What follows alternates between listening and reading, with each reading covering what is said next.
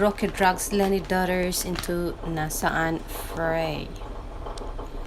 Ang Malacanang has taken umbrage at a tweet exchange of Vice President Robredo's daughters, citing it as among the reasons for President Rodrigo Duterte tirades against her after she helped out in typhoon relief efforts. Presidential spokesman Roque insisted na ang Presidente runs against Robredo had basis and that the palace saw no reason for the President to apologize to her. Roque mentioned the Vice President tweets and those of her daughters, even though none of those posts mentioned Mr. President. Robredo on Wednesday called out President Duterte for falsely claiming that she made it appear that he was missing in action at the heart of Typhoon Ulysses, which caused massive destruction in Luzon.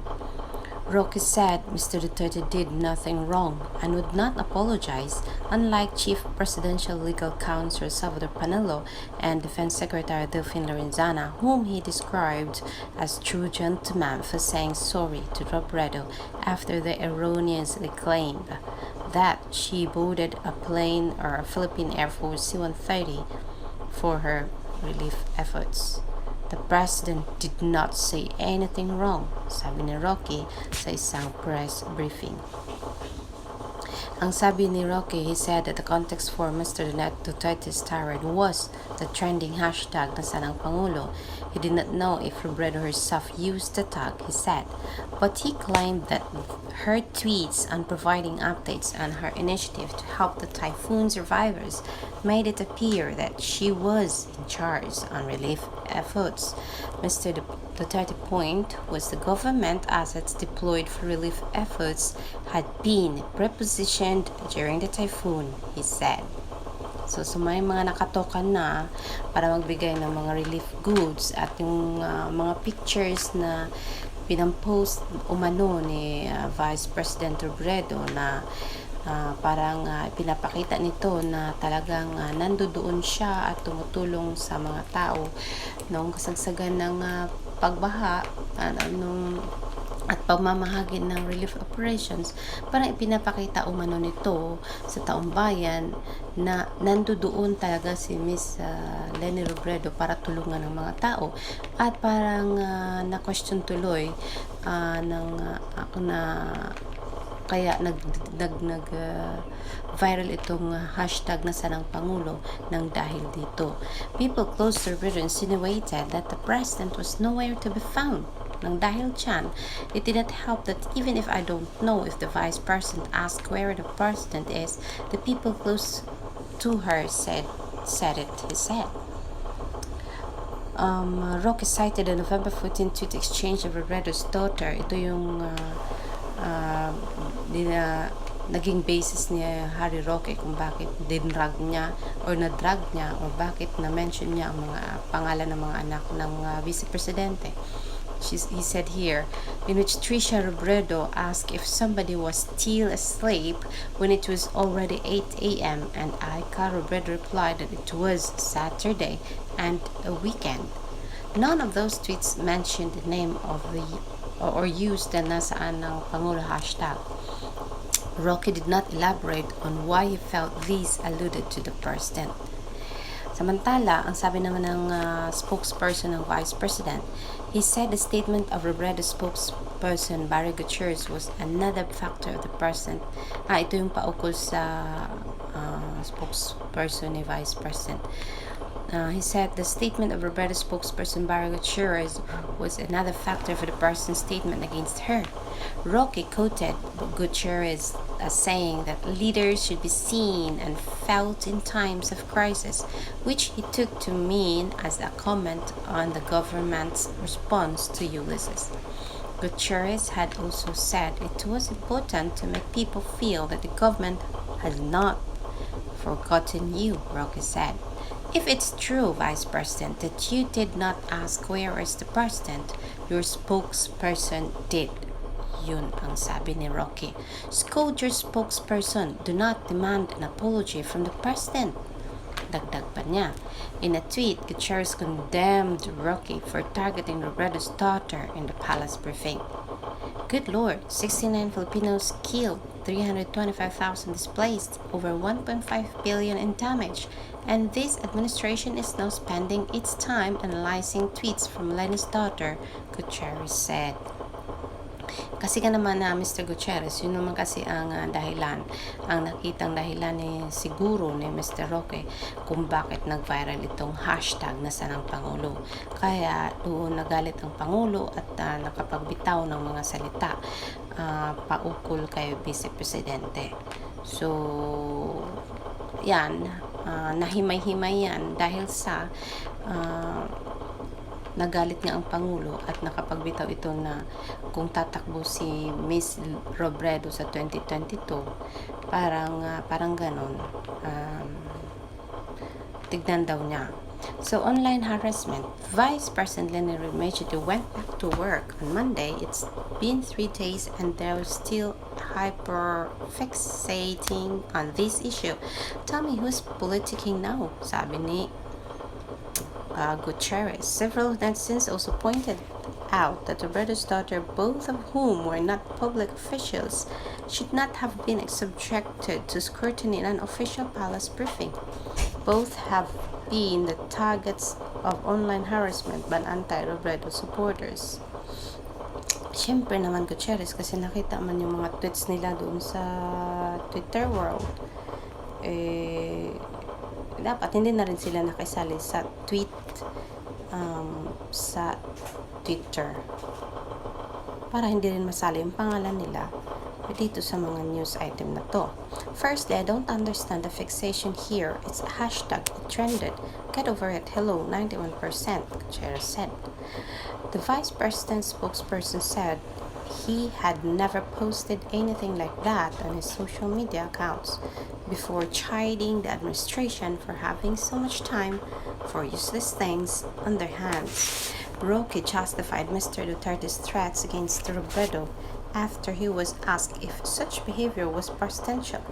He said Mr. Duterte was not plastic, and this was not the first time he acted this way. The people seem to accept him for who he is, he added. Ang 91% trust rating, ang sabi, the president's behavior has been consistent. Is that unprecedented? I don't think so, because 91% of the people have said that they trust and they believe that the president is performing well in his duties. Is it unprecedented? According to 91% of our people, no. According to 5%, including the vice president, yes, said Roque. In an interview, Gutierrez asked the administration why it was so insecure about Robredo's typhoon recovery efforts when they had a 91% approval rating. Dahil siguro Gutierrez, dahil sinag-viral ang nasa ng Pangulo nasa ng Pangulo hashtag, kaya napag-usapan itong effort ni Vice President doon sa relief goods distribution.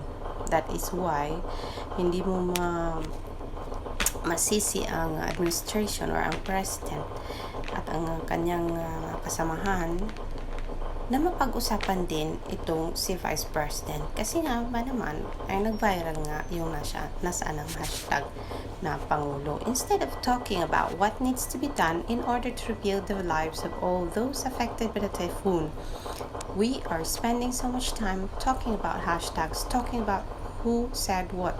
He said, to be very clear, we are not interested in this. Gutierrez said it made no sense for the president to be so offended by a trending topic that did not even come from the vice president's camp when Robredo has been continuously blasted by never-ending barrage of fake news, online abuse, and her daughter subjected to rape threats. So yun ang pinakadulo ng balita na yan. So palitan ng opinion, palitan ng statements. Yan ang pinaka hot issue ngayon dito kay Vice President Robredo and President Rodrigo Duterte.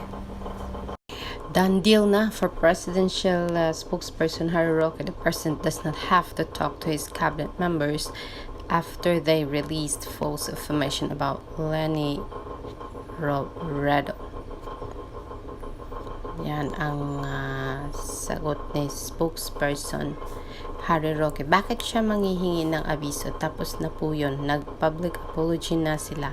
Ano pa gusto natin mangisay? Yan ang sabi ni Harry Roque, ang presidential spokesperson ng Presidente. Siyempre, umani ito ng maraming komento sa netizen. Merong sabi, ang gusto namin yung tigilan nyo na ang pagsisinungaling dahil maraming bobong naniniwala. Sabi dito ni Mas Testin, habang tumatagal pabalahura na mga sagutan ito, kung tigilan nyo kasi pagkakalat ng maling information, alam nyo madami kayong panatikong paniwala agad na kung ano lang isubo, lunok din agad. Sabi ni I told sunset about you, at parang gusto ko makita yon na dolphin na nangingisay. Paano ba mangisay ang isang Harry Roque? Sample nga. Ipakita mo sa amin yung pangingisay mo. Dali. Yan, ang ibang comment, napakababaw na. Netizen talaga. And then, sabi dito, nagsorry na, gusto pa mangisay para kay presidential spokesperson Harry Roque, wala nang dapat gawin dahil umamin na ng pagkakamali sina presidential chief legal counsel Sal Panelo at defense secretary Lorenza kaugnay ng fake news nila for Vice President Robredo. Ayan, ang sabi yan ang statement ni presidential spokesperson Roque. Ayan. So, ang dami, imbis na yung, ang sabi ng iba, imbis na yung pag-usapan ay ang nangyayaring pagbaha at mga problema pa, maraming problema like COVID, ito, at inuna na ang exchange of kuro-kuro with regards to dito nga, hinggil dito sa mga fake news na naipalabas ni Lorenza and Mr. Panelo. Ako, mahaba-habang usapin, tuldukan nyo na, at meron pang bagong issue, yung pinagbibintangan na naman si Miss Lenny Robredo na may affair. Tapos after that, meron pang isa, yung anak daw ni Vice President Robredo ay isa doon sa nagsabi ng nasaan ang Pangulo na hashtag. So, let's close this discussion, guys. Tigilan na natin to, natin palakihin pa, at harapin na lang ano ang problema ng bansa. Alexander likes to choose. See you on my next.